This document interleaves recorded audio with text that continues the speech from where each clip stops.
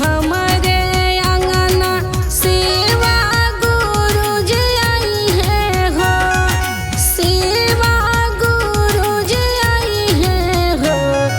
शिष्या चारा करब दिन रात आखी आज सेवा गुरुजी आई है हो। शिष्या चारा करब दिन रात आखी आज सेवा गुरुजी आई है हो।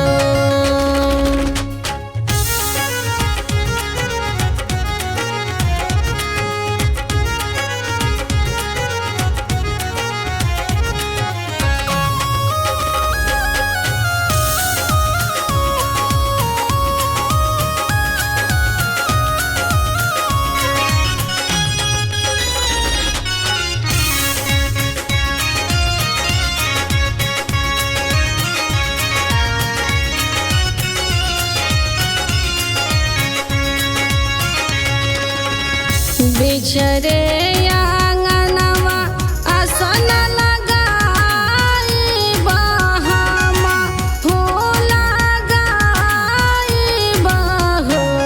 हे शिष्या घूटी घूटी भई या पियाई बयाज सेवा गुरुजी आई है हो। हे शिष्या घूटी घूटी भांगी या पियाई बयाज सेवा गुरुजी आई है हो।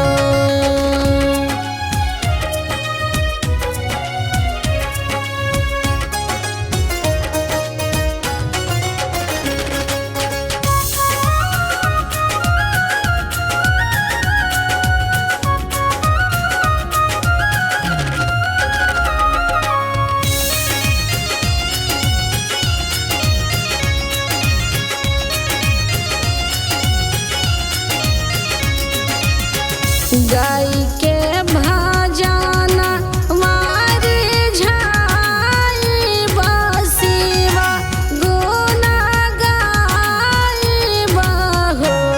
हे शिष्या चारा करब दिन रात आखी आज सेवा गुरुजी आई है हो।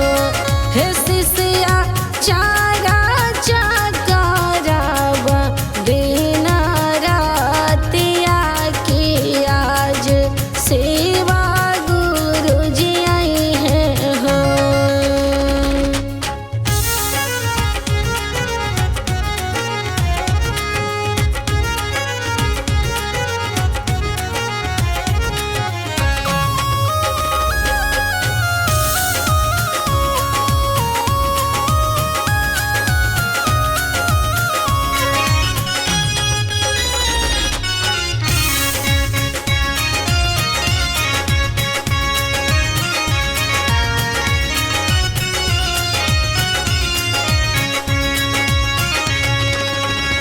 तीन सो